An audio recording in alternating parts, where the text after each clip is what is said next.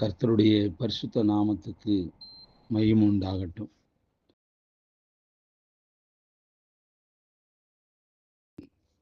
பிரியமானவர்களே, இந்த நாளிலும் தியானத்திற்காக எடுத்துக்கொண்ட பரிசுத்த வேதாகமத்தினுடைய பகுதி நெகேமியாவின் புஸ்தகம் 2ஆம் அதிகாரம் 5வது வசனம். நெகேமியா புஸ்தகம் 2ஆம் அதிகாரம் 5ஆம் வசனத்தின் பின்பகுதி. யூதா தேசத்துக்கு நீர் என்னை அனுப்ப வேண்டிக் கொள்கிறேன் என்றேன். யூதா தேசத்துக்கு நீர் என்னை அனுப்ப வேண்டிக் கொள்கிறேன் என்றேன். அன்பார்ந்தவர்களே, சில நேரங்களில் எல்லாம் உன்னுடைய உழைப்பு தான் சார்ந்திருக்கிறது என்று சொல்லும்போது அந்த வார்த்தை உணர்வுடன் தீவிரமாய் செயல்படும். எல்லாம் கடவுளை தான் சார்ந்திருக்கிறது என்று சொல்லும்போது நம்பிக்கையோடு தீவிரமாய் பிரார்த்தனை செய்ய வேண்டும். அனைத்தும் தங்களின் திறமைகளையும் வேகமான செயல்பாடுகளையும் சார்ந்திருக்கிறது என்ற முனைப்போடு செயல்படுகின்றவர்கள் உண்டு. ஆனால் அவர்கள் கடவுளின் கிருபையையும் தயவையும் சார்ந்து வாழ்வதில்லை. சிலர் எல்லாமே கடவுளின் கையில்தான் உள்ளது, நம்மால் ஒரு சிறு துரும்பை கூட அசைக்க இயலாது என்ற ஆன்மீக சிந்தையோடு அப்படியே சும்மா இருந்து விடுவார்கள். விசுவாசத்தோடும் பிரார்த்தனையின் பின்பலத்தோடும் செயல்பட மாட்டார்கள். கர்த்தர் பார்த்து கொள்வார் என்ற நம்பிக்கையுடன் வாழ்க்கையில் முன்னேற்றத்திற்கு ஏதுவான ஆக்கப்பூர்வ நடவடிக்கைகளில் ஈடுபடாமல் இருப்பது சரியான விசுவாசம் அல்ல. கர்த்தர் யாவையும் செய்து முடிப்பார் என்ற நம்பிக்கையுடன் தங்கள் பிள்ளைகளின் எதிர்கால வாழ்விற்கு நியாயமாக செய்ய வேண்டிய கடமைகளை செய்யாமல் சும்மா இருப்பது சரியான ஆவிக்குரிய சிந்தை அல்ல. தேவ கிருபையின்றி எதையும் சரியாக சாதித்துவிட முடியாது என்ற உணர்வோடு கர்த்தரை பற்றி கொண்டு அவருக்கு பிரியமாக வாழ்ந்திட கவனம் செலுத்த வேண்டும். நாம் செயல்படாமல் இருந்தால் எதையும் அடைய முடியாது என்ற உணர்வோடு நன்றாக உழைக்கவும் வேண்டும். நெகேமியா முற்றிலும் தேவனை சார்ந்து வாழும் பழக்கமுடைய மனிதன். எந்த ஒன்றையும் ஜெபத்தின் வாயிலாகவே சாதிக்க முடியும் என்று நம்புகின்றவன்.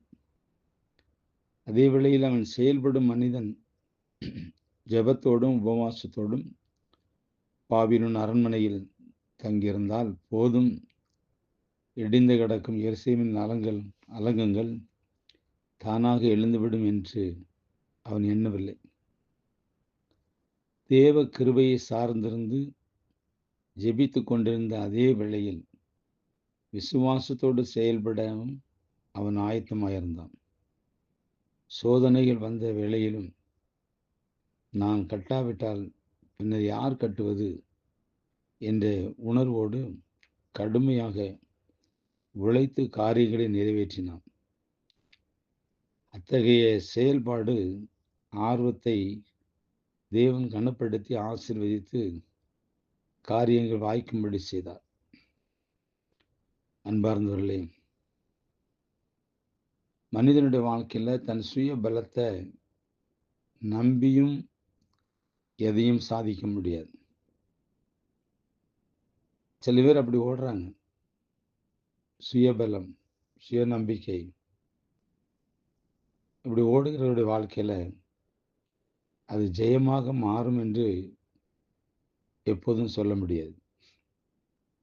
தேவனை சார்ந்த, தேவ கிருபை சார்ந்த, தேவ வல்லமை சார்ந்த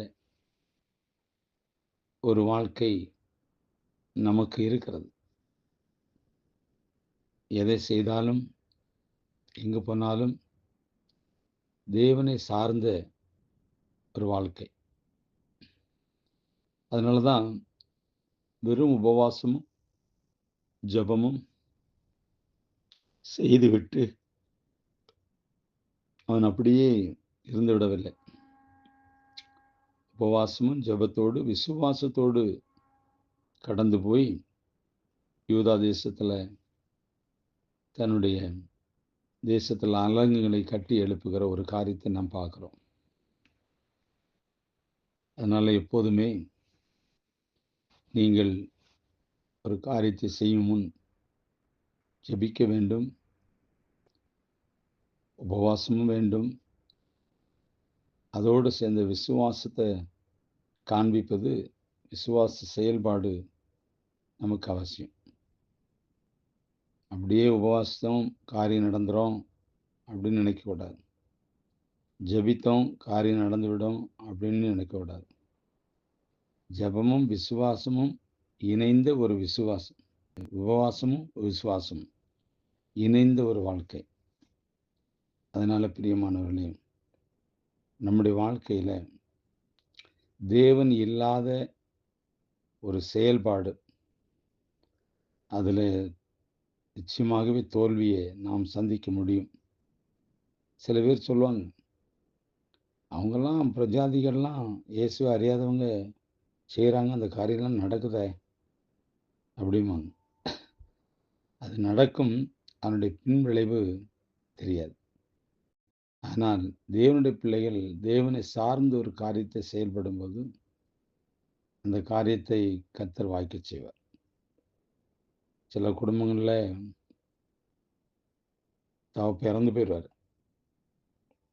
எல்லாரும் சொல்லுவாங்க, மூத்த பையனை பார்த்து, தம்பி நீ தான் இந்த குடும்பத்தை தூக்கி நிறுத்தணும் அப்படின்னாச்சுன்னா போதும், ரவும் பவனமா உழைப்பான்.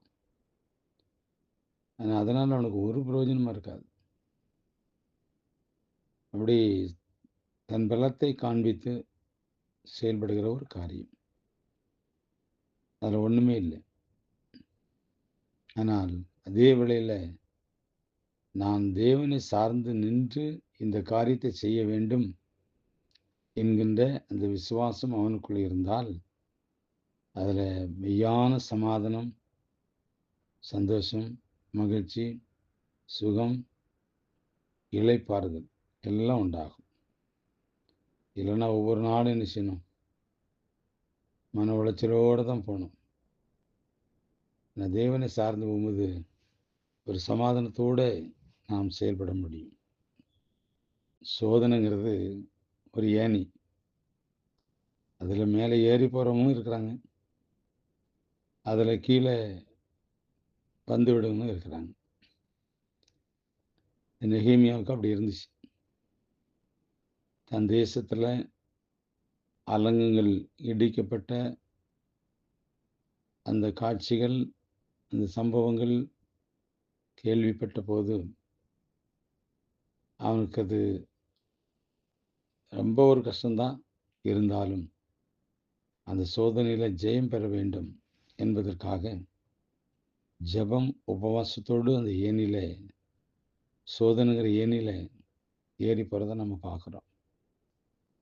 அதில் ஜெயத்தையும் பார்க்குறோம். அதனால் பிரியமானவர்களே, இந்த நாளிலும் நீங்கள் எதை செய்தாலும், எதை பேசினாலும், எங்கு போனாலும் ஆண்டவராகிய இயேசுவை சார்ந்து நீங்கள் செயல்படுங்கள். நிச்சயமாகவே கர்த்தர் காரியத்தை வாய்க்கச் செய்வார். கர்த்தர் எனக்கு யாவையும் செய்து முடிப்பார் அப்படின்னு சொல்லி சும்மாவே இருக்கக்கூடாது. நாம் செய்ய வேண்டிய கடமைகளை செய்யும்போது கர்த்தர் நமக்கு துணை நின்று அந்த காரியத்தை செய்து முடிப்பார். அதான் உண்மை. நான் ஜெபம் பண்ணிக்கிட்டே இருக்கிறேன், வருஷக்கணக்கு ஆயிற்று, கர்த்தர் இந்த காரியத்தை எனக்கு இன்னும் வாய்க்க செய்யவே இல்லை அப்படின்னு புலம்புற விசுவாசிகள் அநேகர் உண்டு.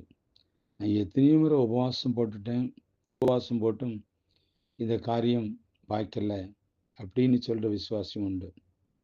பிரியமானவர்களே, ஜெபமும் வேணும், உபவாசமும் வேணும், வேத வசனமும் வேணும், விசுவாசமும் வேணும். விசுவாசத்தை தேவன் மேல் வைத்து ஜெபித்து உபவாசத்தோடு நீங்கள் ஒரு காரியத்தை செய்யும்போது அது கர்த்தர் உங்களோட கூட இருக்கிறதுக்கு அடையாளமும், அந்த காரியம் செய்து முடிந்த பின்பு இதை கர்த்தர் வாய்க்கச் செய்தார் என்று சொல்லுகிற ஒரு நல்ல சாட்சி உண்டாகும். அதனால நீங்க எதை செய்தாலும் தேவனை சார்ந்து நில்லுங்கள். எங்க போனாலும் தேவனை அழைத்துச் செல்லுங்கள். எங்க பேச போனாலும் தேவன் பேசட்டும்னு சொல்லி நீங்கள் அவரோடு ஒப்பு கொடுத்து போங்க. உங்க வாயோடு வாயார்ந்தவர் பேசுவார். பிரியமானவர்களே, இந்த நல்ல வேளையிலும் ஜெபிக்கணும், உபவாசம் இருக்கணும், விசுவாசம் இருக்கணும், செயல்படணும். இந்த 3 இல்லாதபடி ஒரு செயல்பாடு வாழ்க்கையில் தோல்வி வருவிக்கும். அதற்கு இடமிடாமல் தேவனை சார்ந்து செயல்படுங்கள். கர்த்தர் உங்களை ஆசீர்வதிப்பார். God bless you.